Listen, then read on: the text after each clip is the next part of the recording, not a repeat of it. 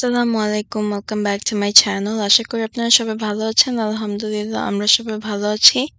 আজ সকাল সকাল ওয়েদারটা অনেক সুন্দর ছিল, কিন্তু তারপরও অনেক ঠান্ডা ছিল। নিসাকে স্কুলে দিতে বের হয়েছি। বাড়িতে যেয়ে আজ মজাদার একটা রেসিপি আপনাদের সাথে শেয়ার করব, সো দেখতে থাকুন। এখানে আমি ভাতের চাল নিয়েছি। এটাকে আমি ভিজিয়ে রেখে দিয়েছিলাম for over the night, and now I am blending this. চালটাকে ব্লেন্ড করার পরে এরকম একটা thick একটা পেস্ট হয়েছে। তো আজকে এই চালের মিক্সচার দিয়ে আমি একটা স্পাইসি পিঠা বানাবো। তো আপনারা পুরো ভিডিওটি দেখতে থাকুন, আশা করি আপনাদের কাছে ভালো লাগবে।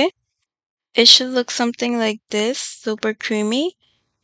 তো এই পিঠাটা বানাতে আমাদের লাগবে হচ্ছে চালের paste, and then we have পেঁয়াজ কুচি আর হচ্ছে কাঁচা মরিচ, and then we need আদা রসুনের পেস্ট, হলুদ গুঁড়ো,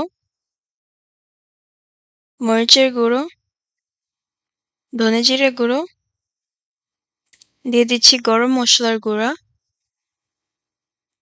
স্বাদমতো লবণ। এখন এই মিক্সচারটাকে ভালো করে আমি মিক্স করে নিব। You have to mix this really well. একটু বেশি করে ধনেপাতা অ্যাড করতে হবে। আমার কাছে টাটকাটা ছিল না, তাই ফ্রোজেনটা ইউজ করেছি, and it still works well. এই পিঠাটা আমার বাড়িতে সবাই অনেক পছন্দ করে, so that's why we're making it today. And it's really tasty, so give this a try and you will see how much you love this. So এটাকে ভালো করে মিক্স করার জন্য হ্যান্ড গ্লাভস পরে এটাকে মিক্স করে নিয়েছি। যখন এই পিঠাটাকে আমি বেক করব, everything will be placed perfectly and এক সাইডে পড়ে থাকবে না। And so I am done mixing and it should look something like this. Since হলুদের গুঁড়ো মরিচের গুঁড়ো অ্যাড করা হয়েছে, এটার কালারটা একটু ডিফারেন্ট হয়েছে, and it's supposed to be like this. So আমি একটা প্যানের মধ্যে অল্প করে তেল দিয়ে দিয়েছি। এখন এই মিক্সচারটা আমি ঢেলে দিয়েছি। মিক্সচারটা ঢালার পরে এরকম দেখা যাচ্ছে।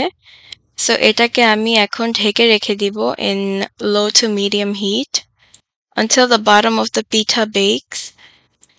এইটা যেন ভালো করে সেদ্ধ হয়, তাই এটাকে ঢেকে দেওয়া হয়েছিল। দেখুন, আমি আবার ঢেকে দিব এটাকে।